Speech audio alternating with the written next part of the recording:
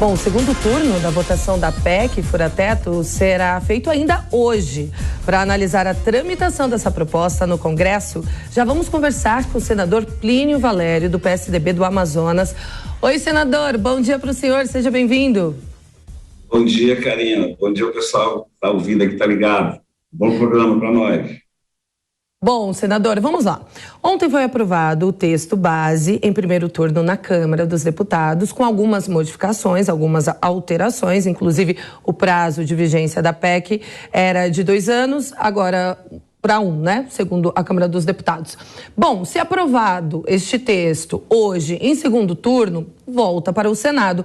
Quando que o Senado deve avaliar novamente? E será que para os senadores o texto como está de uma forma boa? A Karine estava marcado para as 10 horas agora da manhã, mas não votaram, ficaram 2 destaques na Câmara, então já foi prorrogada para 12 horas, meio-dia, nossa sessão aqui. Estamos achando que eles votam 2 destaques agora. A tendência aqui é aprovar sem nenhum problema. Até mesmo nós fomos 16 que votamos contra, estamos pensando, porque na realidade essa lambança aí que o Lula fez com o ministro Gilmar, acabou beneficiando os políticos, os deputados e os senadores. Foi colocado na PEC aí, né, foi retirada a emenda de relator e colocado verba para as emendas impositivas dos parlamentares. Você tem uma ideia? Os deputados que tinham direito a 19 milhões, nós vamos para 59 milhões de emendas impositivas. Então, isso é um ganho para qualquer parlamentar, até para aqueles como eu não têm base. Então, essa lambança toda acabou beneficiando o parlamento. O objetivo era enfraquecer o Lira, né, e talvez o Pacheco. Eu acho que não deu muito certo, não. Mas a votação aqui vai ser tranquila. Essa votação deve acontecer ainda hoje, senador? A previsão é que aconteça ainda hoje? Com certeza, a convocação é para hoje. Nós só estamos dependendo, Karina, de votar os destaques agora na Câmara. Eles ficaram de votar agora de manhã. Votar os destaques, vem para cá e a gente aprova, e não vai demorar muito não, porque a grande maioria, mas a maioria mesmo, é a favor. Então não vai gerar discussões por aqui não. Aqui vai ser bem rápido. E vai ser hoje, sim. Agora, sobre a decisão do Supremo, né, que o senhor bem falou sobre o orçamento secreto, considerado agora inconstitucional, gostaria de saber a avaliação do senhor a respeito disso. Eu acho aquilo que eu te falei, quando falaram para mim, né, que o Lira tinha saído enfraquecido com essa decisão do Gilmar, eu fiquei indignado com a intromissão de, mais uma vez, do ministro e o Gilmar voltando à cena. É uma intromissão, isso é usurpação, é a continuação da usurpação do que o Supremo está fazendo com o Legislativo.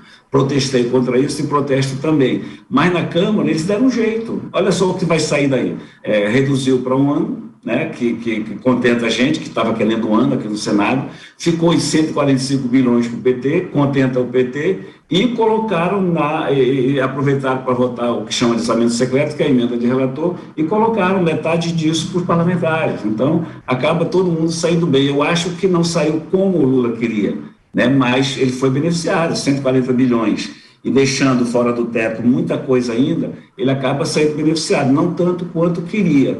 Mas, no cômputo geral, eu estou vendo os deputados sorrindo e o senador satisfeito. Pois é, Lula saiu beneficiado tanto nessa decisão do Supremo de considerar inconstitucional as emendas, quanto na decisão também de Gilmar Mendes do Supremo de domingo à noite, não é mesmo? Mas veja aí, Karina, antes, esse que chamam de orçamento secreto, que nunca foi secreto, que é publicado, né? As emendas que eu tenho, por exemplo, eu divulgava, eram as emendas extras, que o presidente da Câmara, né, tinha em mãos e que o presidente do Senado tinha em mãos, e que dava para os senadores e para os deputados federais. Caiu isso aí. E essas emendas extras, elas iam todo para o governo federal, que podia executar ou não. As emendas extras você indica, mas vai para lá, e indicam agora 50% são de impositivas. Então, parte desse dinheiro o governo federal do Lula vai ser obrigado a concluir, a executar, e fica 50% para aquelas emendas extras que o governo vai ter para deliberar, vai ter na sua mão, mas seguindo emendas de parlamentares, que vão ser distribuídas, continua sendo distribuída pelos presidentes da casa. Então, eu acho um negócio bem lambança. O PT queria, sempre conseguiu o que queria, 145 bilhões, né? Ponto, saiu beneficiado, mas não é como eles queriam, não saiu tanto assim não. E eles vão ter que enviar até 31 de agosto uma nova proposta do regime fiscal. E eles têm que enviar até 31 de agosto. Então, a coisa continua embaralhada e vai continuar a negociação. Eu acho que não tem essa de Lira saiu perdendo, eu nem conheço o Lira, tá, Karina? Nunca conversei com ele, nunca nos cumprimentamos. Mas que ele saiu perdendo ou não para o Pacheco, eu acho que acabou contentando aí aqueles que queriam ser contentados. Pois é, Rodrigo Pacheco vai tentar a reeleição, né, da presidência do Senado em fevereiro de 2023. Eu acredito, então, que essas emendas de relatores tenham fortalecido essa reeleição dele. Sim, é porque, veja bem, os aliados do Rodrigo, né, e não aliados, terão passar. Para você ter uma ideia, deixa eu repetir um número para você. As nossas emendas individuais, aquelas impositivas, vão passar de 19 milhões para 59 milhões. Essa não depende do Lula, não depende do Rodrigo, mas fica metade desses 9 milhões para emendas extras. Então, eu acho que o Lira participou das negociações, inclusive votou a favor. Eu acho que nesse aspecto o Lula não conseguiu enfraquecer os dois, conseguiu sim chamar para um acordo porque ele queria, e usando para isso, mais uma vez, o Supremo Tribunal Federal, que nos causa mais reservas, de medos e receio. Quer dizer, ele já está usando o Supremo antes de assumir, imagina depois. Isso é extremamente perigoso. Agora, senador, vamos falar sobre a governabilidade de Lula a partir do ano que vem com a nova legislatura. Bom, a gente viu que no Senado, inclusive essa PEC, que a gente apelida de PEC Fura-Teto, teve uma tramitação rápida, né? Aprovada em primeiro e segundo turno de uma forma rapidamente. Na Câmara, ela empacou. O senhor acredita que isso pode ser um sinal para o Lula de que no ano que vem ele deva negociar muito mais com todo o parlamento sobre qualquer proposta que ele queira? Eu tenho convicção de que na Câmara ele vai continuar tendo problema e cada votação na Câmara vai ter que ser uma negociação. Aqui no Senado não vai ser tão tranquilo quanto foi a tramitação da PEC, Fura-Teto. Ele deve continuar com apoio maioria, embora não seja base, e esse pessoal que está chegando agora, dos 27, eu não sei quantos se manterão firmes, para somar conosco aqui do PSDB, do Podemos, que já decidiram fazer uma oposição, sim, ao governo que vem. Uma oposição não radical, mas uma oposição. Então, a gente acha que desses 27, pelo menos uns 15 ficarão firmes nessa oposição. Aí sim, a gente vai dar muito trabalho ao presidente Lula, que vai ter que olhar para o Senado, não como ele achava que estava dominado, né? O Senado não vai estar dominado, embora uma maioria pense sempre, antes de fazer a coisa, pensa 10, 100 vezes, porque são pessoas mais experientes, que já percorreram um longo caminho, mas com reforço que deve estar vindo aí, que a gente conta com esse reforço, nós vamos sim dar um pouco de trabalho ao novo governo, ao governo do PT. Agora, outro ponto, senador, somente nesta semana, a gente viu duas decisões muito importantes do Supremo Tribunal Federal. Domingo, tirar o Bolsa Família, né, fora do teto de gastos. Depois, também considerar inconstitucional as emendas de relator. E eu gostaria de saber a avaliação do senhor sobre o comportamento, sobre as atitudes do Supremo Tribunal Federal. Muito se ouve que tem tido um ativismo judiciário. O senhor concorda também? Não, eu discordo plenamente e eu combato esse ativismo do judiciário desde que se assumiu aqui em 2019, mas a coisa foi aumentando ao ponto deles realmente se acharem semideuses, ou melhor, terem certeza. Em 2019 eu dizia que os ministros pensam que são semideuses, podem muito, mas não podem tudo. Agora eles têm certeza que são, porque o legislativo está submisso. E o judiciário ele impõe com normas absurdas. Você vê o Moraes mandando prender um cidadão do Espírito Santo acusado de demonizar o Supremo Tribunal Federal, um crime que não está tipificado no arcabouço das leis do Brasil. Bloqueia contas de empresário, bloqueia conta de esposa de empresário.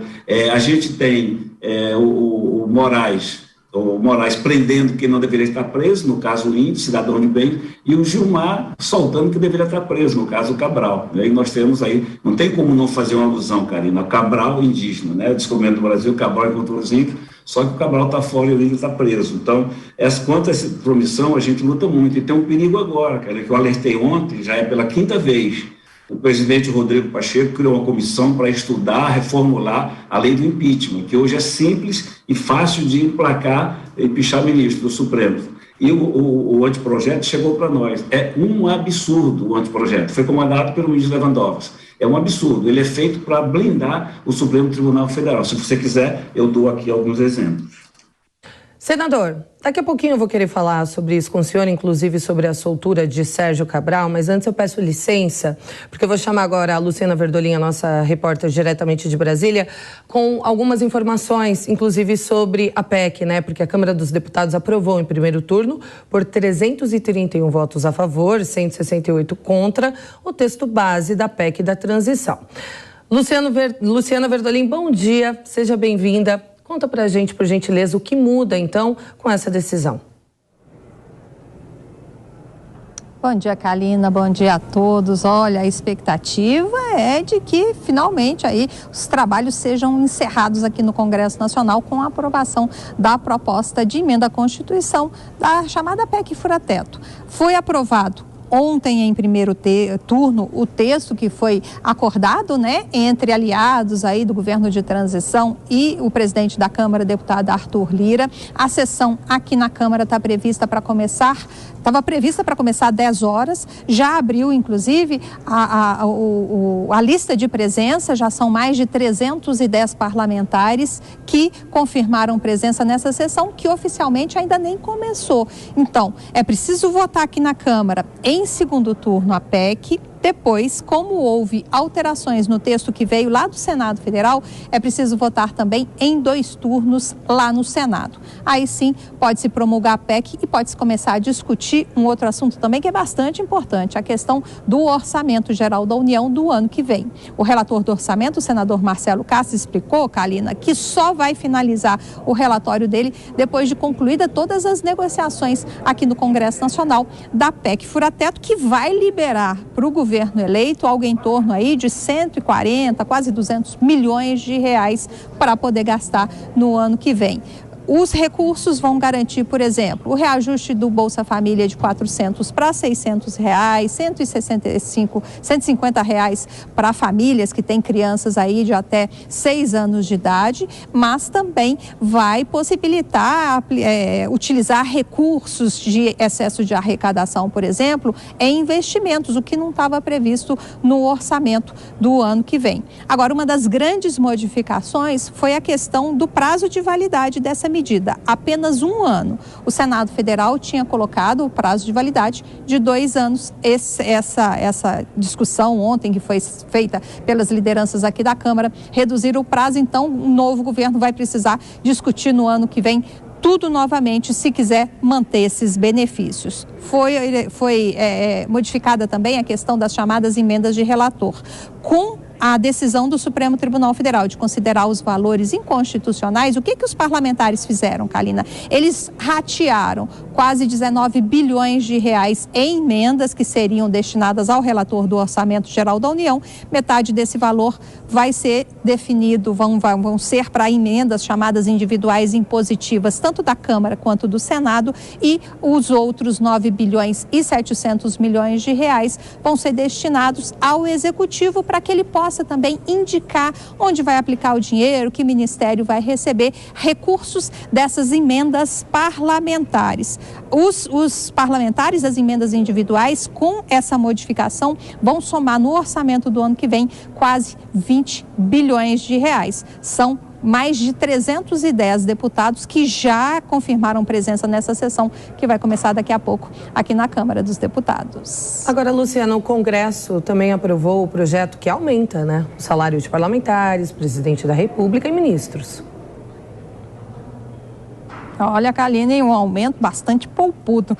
Quem que não quer receber aí um reajuste que varia de 37% a 50% nos salários? E foi isso que os parlamentares decidiram aqui, os deputados decidiram numa votação simbólica, rápida. Nenhum parlamentar teve que se indispor, teve que se comprometer aí. O nome de nenhum parlamentar aparece como tenha votado contra ou a favor.